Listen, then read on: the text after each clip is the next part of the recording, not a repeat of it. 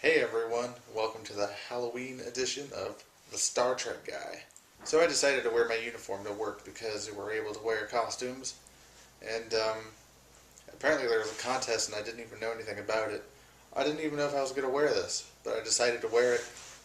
I brought it, like I decided to wear the black shoes and the pants and a work shirt, and I brought the uniform top, and was going to make my decision based on how many people were dressing up, out of the costumes, and I would decide then if there were enough people and I felt comfortable with wearing a costume, and I don't know, enough people knew about me bringing my costume and finally kind of pressured me into wearing it, and I'm glad I did because I won second place in our agency's costume contest. So that was all good. It was a great time. I'm kind of a little bit of a weird Trekkie because while I consider myself a very formidable, very knowledgeable, hardcore Trekkie, I'm not one of those people who can wear the uniform in public and be comfortable with it. Like a lot, like we've all seen Trekkies and clips of Trekkies how they wear their uniform every day, day in and day out, without shame. But I can't seem to do that. I don't know why I have such a problem with it. It's not like I'm ashamed of Star Trek, but I don't know. Someone help me out. Can someone please relate and tell me what I'm feeling? On to the topic at hand here. I got a question from Starfleet Consulting regarding Enterprise and how I feel about Enterprise. So I thought I would share with you how I feel about Enterprise. And and my feeling is this. I really, really, really, really, really like Enterprise. Yeah, and you probably weren't expecting that, were you? No, I really do. I really do like Enterprise. I don't know what it is.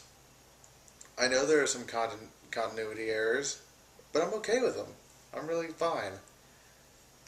I don't know if it can be completely explained away. However, I don't know. It seems like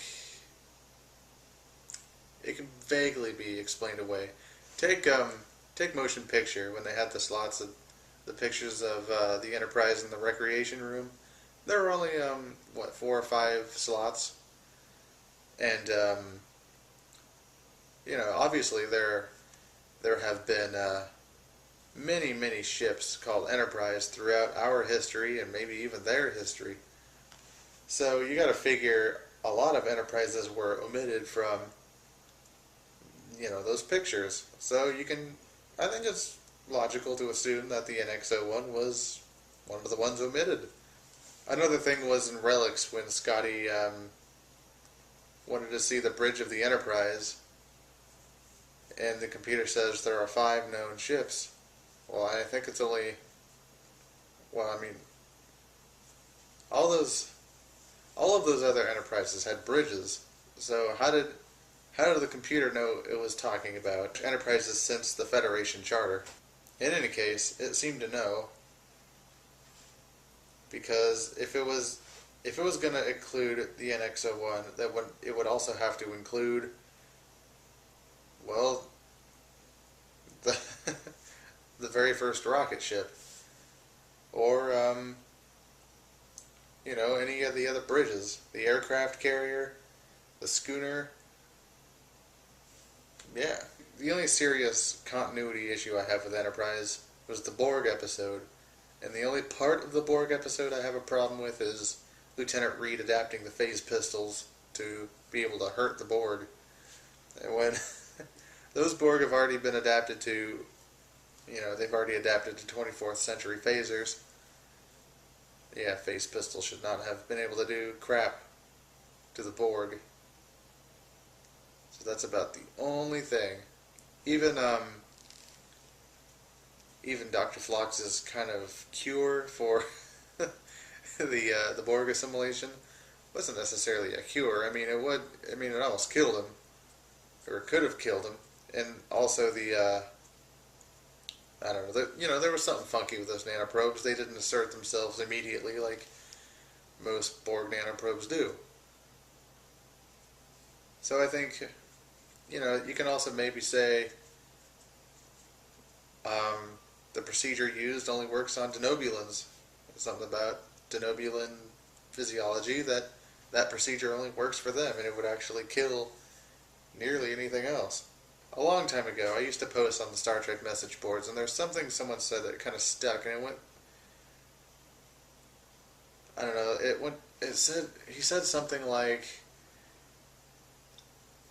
continuity errors can be explained with rational thinking. Like you pretty much know that the writers they messed up, but if you really took the time to think about it, that there could be a Star Trek explanation. That's all I gotta say. Nearly all of them. I will say nearly all. There are some weird ones. Watching a video of all of the mistakes, they're out there on YouTube. Star Trek mistakes, and some of them are like, huh? Like you got to think about Data's off switch. How that just goes all over the place. I think there's one in the back of his head. There's one in his back. There's one on his side. Yeah, that thing moves all over the place. So, I'm a little tired. I thought I'd make this on Halloween because it just now became not Halloween. So happy November 1st. So what I like about Enterprise, I don't know. I think Captain Archer was a very it was a very, very good captain. I think maybe he did a little too much. Like he was always doing repairs and engineering. He would always he'd always have Travis get up so he could pilot the ship and do something. He'd always lead away teams on tactical missions. Like he'd always lead with a phase pistol.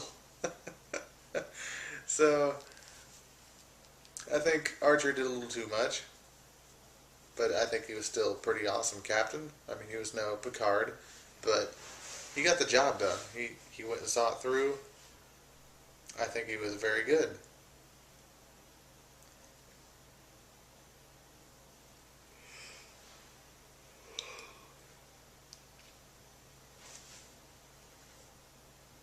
I think all around, the entire cast of Enterprise clicked.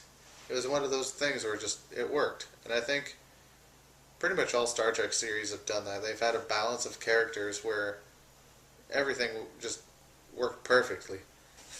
As far as the ship design, I didn't think it was too. Well, yeah, I guess in a way it does seem a little more advanced than the original NCC 1701.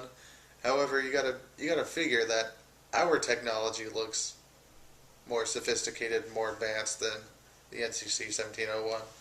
So I think Enterprise really did kind of bridge the gap a little bit because it still looked a little less advanced in the way of design. Like Enterprise looks like a submarine. The inside, how it's all cramped and elevated doorways.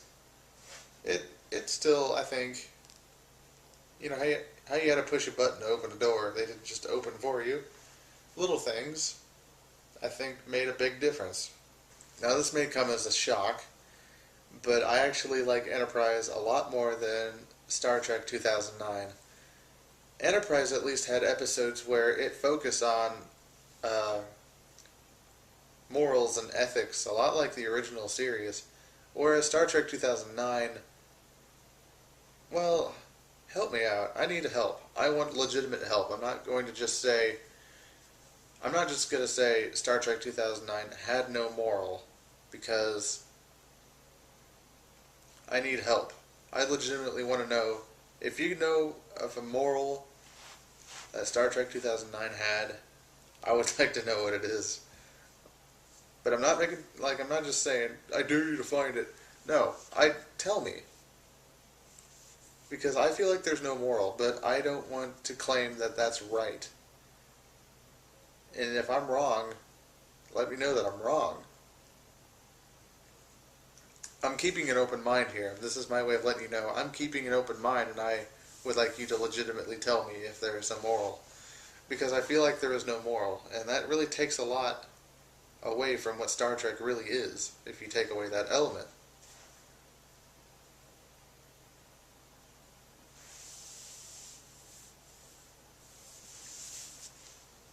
I think among the Trekkies, the consensus is that Star Trek 2009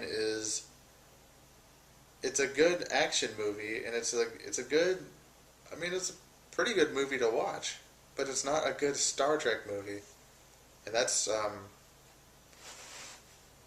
yeah, I'm sure this has been said many, many times, but it's an opinion I've heard, it's an opinion I've realized before I heard it. I just wish that element wasn't taken from Star Trek 2009. Star Trek 2009 has been out for, well, over 2 years now.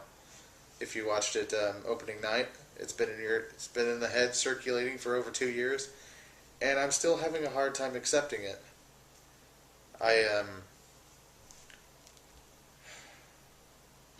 It was, at first it's like, yeah, that's awesome, and then it's just like, oh wait. Depending how you look at time travel and alternate timelines and erasing pre-existing timelines because of one new timeline, it kind of, the way I see it and the way I've understood time travel in Star Trek before is that the timeline no longer exists when it's been altered, because that's the new timeline. Yes, it once existed, and it still plays a part on the new timeline, the alternate timeline, but it's still an alternate timeline, and that's just what the timeline is now. That's the way I see it. So when you look at it that way,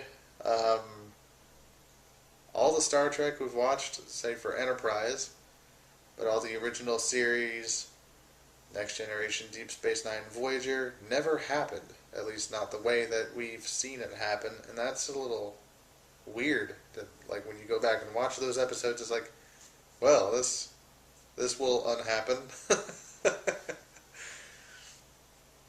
So I try to forget about that because I love all those series very much. Well, I'm gonna probably go. But before I do, I remember in my last video, I was going to show you what's hanging right over here. Just right above my head. That's just like the most awesome piece of Star Trek anything. Well,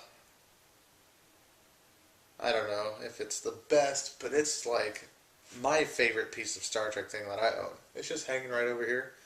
So I think I'm going to show you what it is. You ready for this? I think you're ready. So I had you sitting on the tripod. So I'm just going to show you. Ah, there we go. And ta-da! There it is. Check it out. The Sword of Kahless itself. Oh, yes. And I have it right here next to my door. So if there's ever any trouble right here, I'm just going to grab this and do some stabbing. Thank you guys very much for watching. I will see you guys next time. Live long and prosper.